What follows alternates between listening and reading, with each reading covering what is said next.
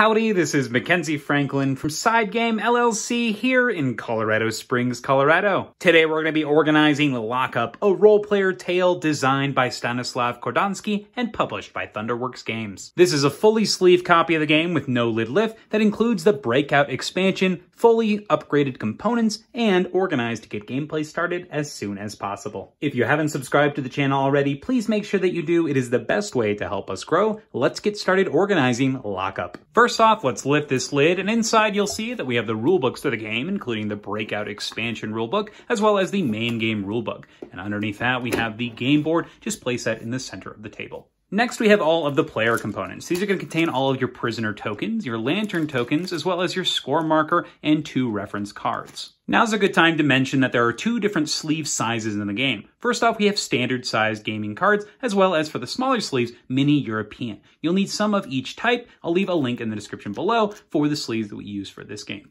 As you can see, even with those references, you're going to be using 1 large sleeve and 1 small sleeve. We'll take the rest of the player components out and just pass those to the player if that's the color that they end up wanting to be.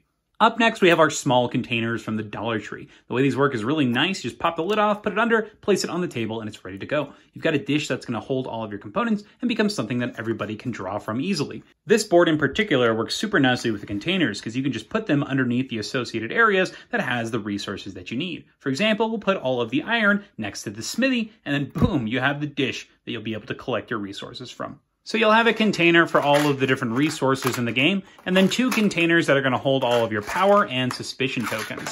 And those will just go in here. In addition to the suspicion tokens, you're also going to keep the first player marker as well as the round marker inside, because you'll be using those each game. So just make sure to put those in their appropriate spots near or on the board. Up next, we have the Catacombs board that covers all of our cards for the game. We have all of our holding cells for the different players, 3 on this left side, and then 2 in this upper section. Then we have all of our player boards for the game, one that's very basic and the other that's asymmetric with different effects and abilities that you can use throughout the game. We've got some silica gel packets in here for freshness, and then all of your solo components in this large bag here. You're going to use the guards board as well as all of your solo location cards and guard cards. And that brings us to the bottom section, which contains all of our cards, as well as our tokens that we'll need to set up the BreakOut expansion. In this small bag, you're going to have all of your tunnel markers, as well as your loot tokens. You'll need to shuffle these and choose a certain amount and put them face down, so it doesn't matter where they are at the start of the game. You can't really put them in bags, because they need to be face down in order to resolve and organize things. So it's easy to just put them all in one bag, dump them on the table, flip them face down, and then shuffle them up and allocate them appropriately. So just a bag there for all of your tunnel markers and your loot tokens. We then have all of our legend cards here, and these are going to be in those standard size sleeves, the larger.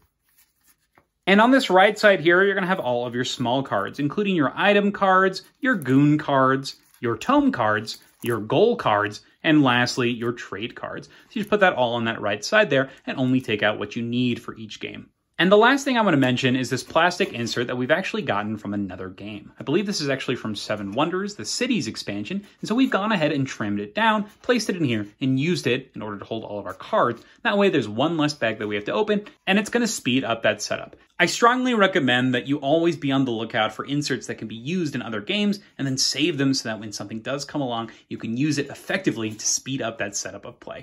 And that's everything in the box. Let's go ahead and pack it up. First off, let's put that plastic insert in that bottom right section. We'll then put all of our small cards in this bottom right section, followed by our legend cards, our loot markers, and our tunnel markers. We'll then put in the solo components, silica gel packets, and our player boards, 2 holding cells in this upper section here, and then 3 on this left section. We'll then place our catacomb board like so, followed by our 6 rectangular containers. We'll then put all of our player components, filling out these areas with lots of empty space with all of our plastic pieces, our game board, our rulebook, and our expansion rulebook, and that is organizing Lockup, a role-player tale. If you have any questions about what you saw here, please let me know down in the comments below. How do you organize your copy of Lockup? What do you think of the games in the role-player universe? What do you think of the new Lockup expansion? How do you feel about the new Catacombs board and all of the new additional cards? We'd love to hear what you think. But thank you so much for watching. SideGame Strong.